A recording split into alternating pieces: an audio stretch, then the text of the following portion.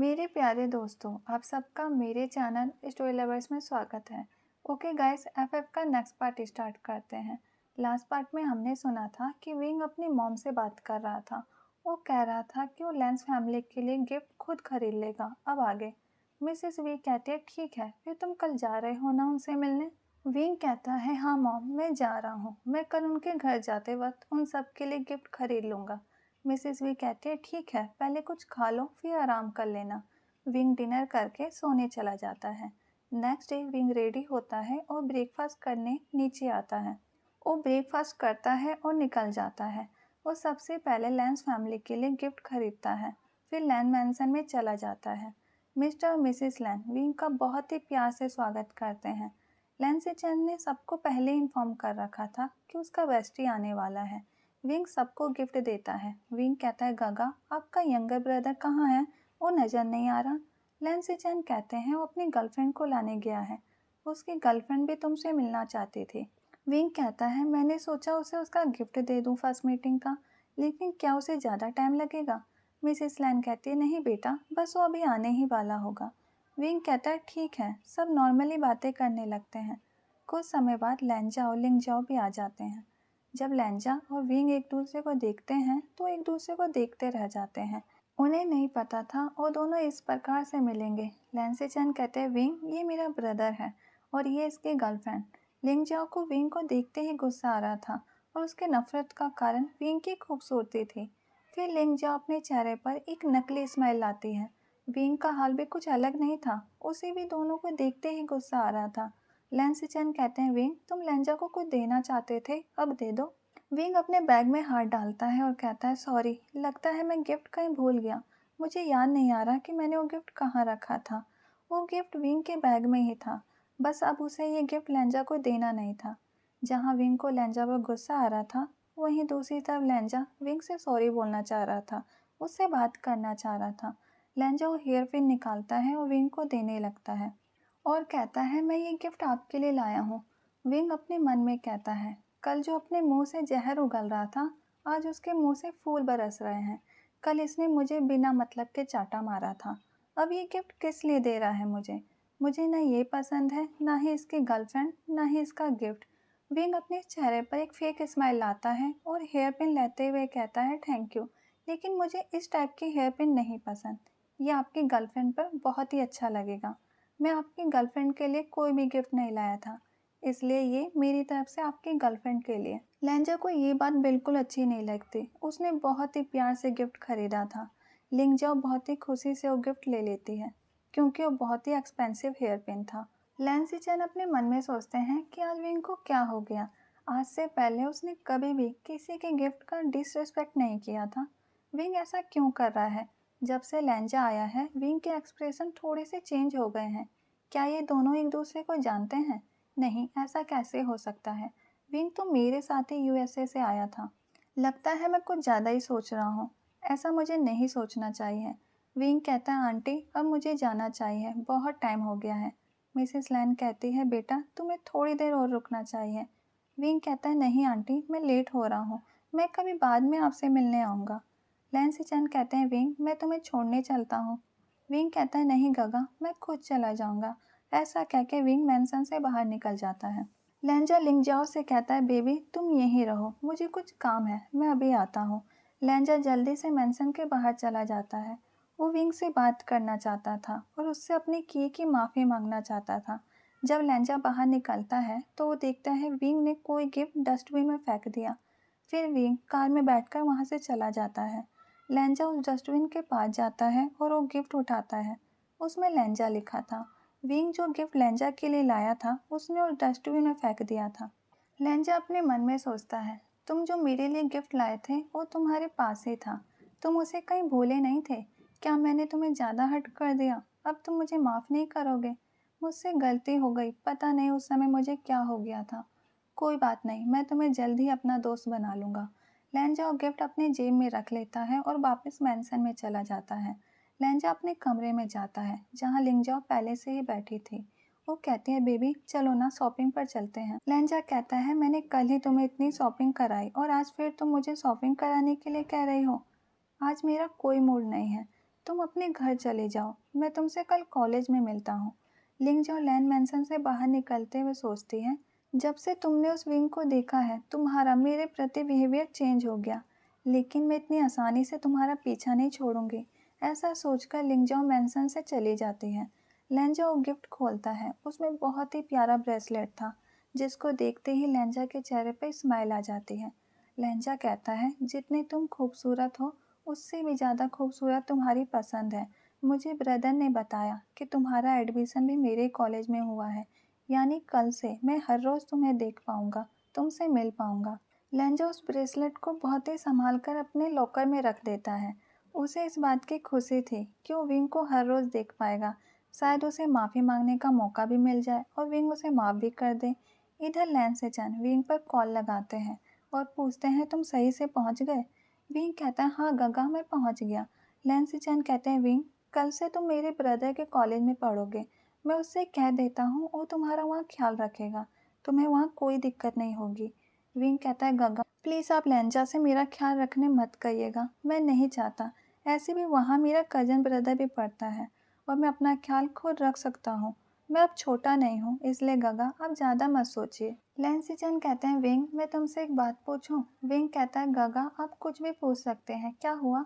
लैंसीचन कहते हैं, क्या तुम लेंजा को आज से पहले मिल चुके हो?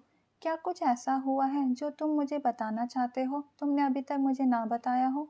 विंग ने आज तक लैंसीचन से सिर्फ एक बात छुपाई थी कि वो मिस्टर और मिसेस वी का बेटा है। बाकी सारी बातें वो लैंसीचन को बता देता था। विंग अपने मन में सोचता है, गगा मुझे माफ़ कीजिएगा, लेकिन मैं मॉल वाली बात आपको नहीं बता सकता। मैं नहीं चाहता कि आप मेरी वजह से अपने ब्रदर पर गुस्सा हो। लैंसीचन कहते हैं, विंग क्या तुम मेरी बात सुन रहे हो? मुझे तुम्हारी आवाज़ नहीं आ रही।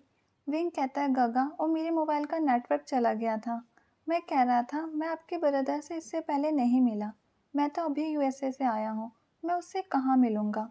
मैं तो इसलिए आपसे कह रहा था कि उससे मत कहना मेरा ख्याल रखने, क्योंकि उसकी गर्लफ्रेंड है, उसे उसका भी ख्याल रखना होगा। ऐसे भी वो मेरी क्लास में नहीं है और मुझसे 3 साल सीनियर है।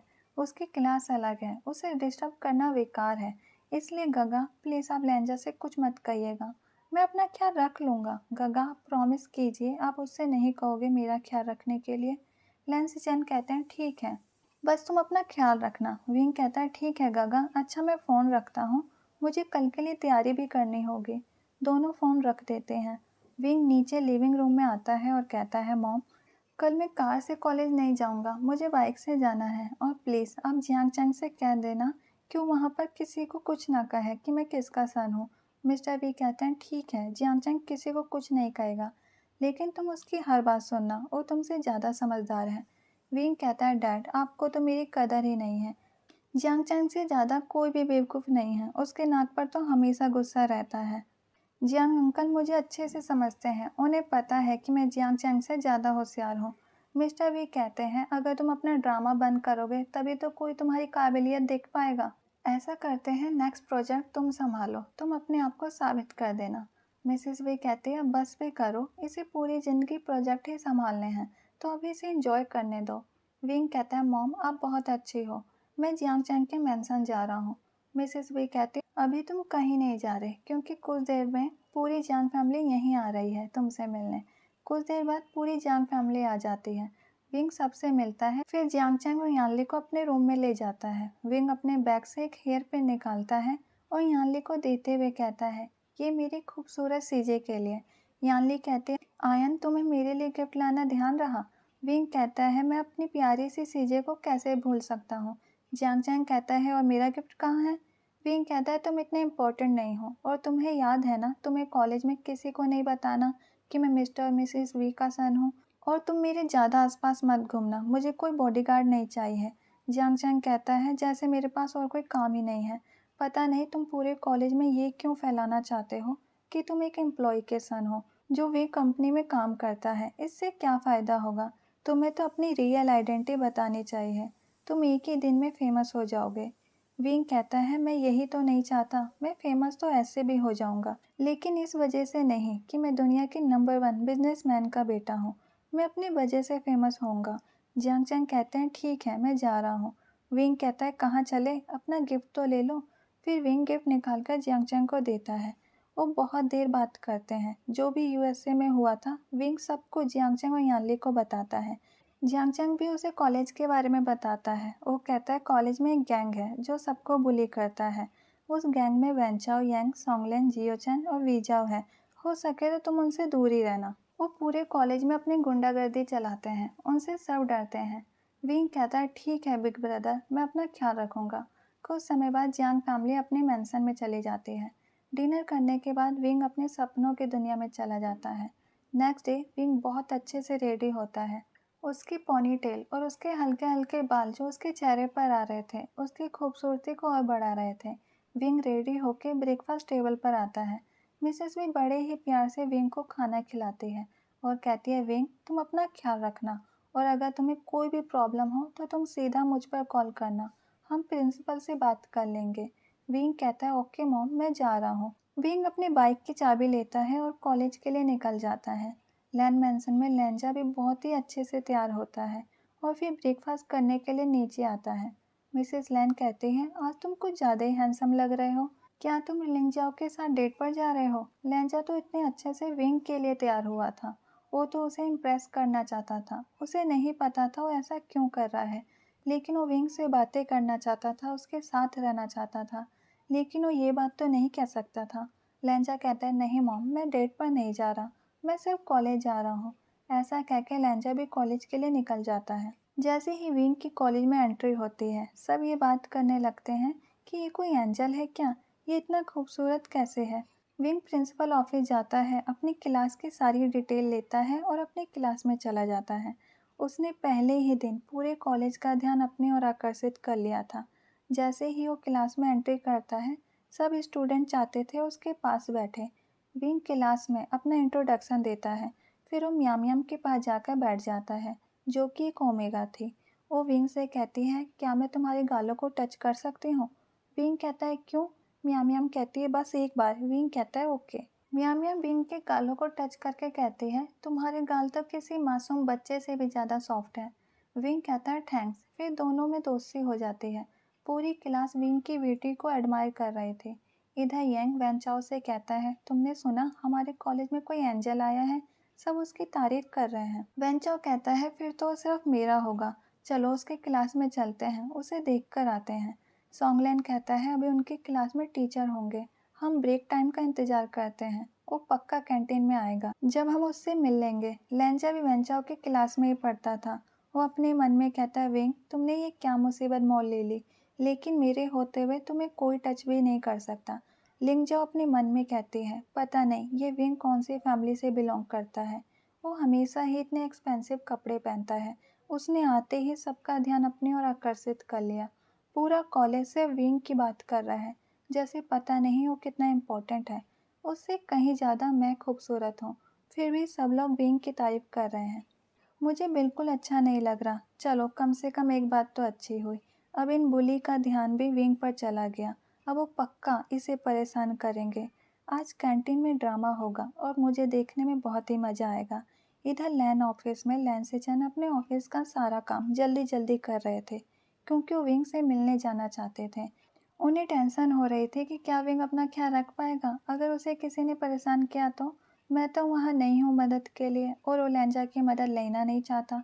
ऐसा सोचते हुए लैंसेचन अपने ऑफिस का सारा काम कंप्लीट कर लेते हैं और फिर वो अपने डैड से परमिशन लेके विंग के कॉलेज के लिए निकल जाते हैं। वो जल्दी से जल्दी विंग के पास पहुँचना चाहते थे। इधर कॉलेज में ब्रेक टाइम हो जाता है। मियाँ मियाँ विंग से कहती हैं विंग चलो कैंटीन चलते हैं। विंग कहता है ठीक है चलते हैं। दोनों कैंटीन के लिए निकल जाते हैं। इधर जियांगचैंग ब्रेक टाइम में विंग की क्लास में आता है, लेकिन विंग क्लास में नहीं था। जियांगचैंग सोचता है ये कहाँ चला गया, क्या ये मेरे लिए वेट नहीं कर सकता। जियांगचैंग अपने मन में सोचते हैं जरूर ये कैंटीन गया होगा। इधर बुली गैंग भी कहते हैं चलो जल्दी से कैंटीन चलते हैं, ओ एंजल जरूर कैंटीन आ गया होगा। लैंजा और लिंगजाओ भी कैंटीन के लिए निकल जाते हैं। लिंगजाओ ड्रामा देखना चाहती थी और लैंजा विंग की मदद करना चाहता था। सबसे पहले कैंटीन में विंग और मियाँ मियाँ पहुँचते हैं। वो अपनी चेयर पर बैठ जाते हैं और फूड को एंजॉय करने लगते हैं कि तभी बुली गैंग भी कैंटीन पहुँच जाती है।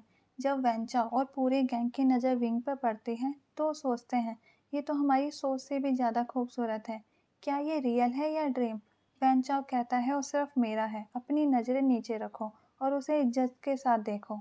वैन चाओ और उसकी गैंग विंग की तरफ बढ़ने लगते हैं। वैन चाओ और उसकी गैंग हैंडसम भी थे और रिच भी।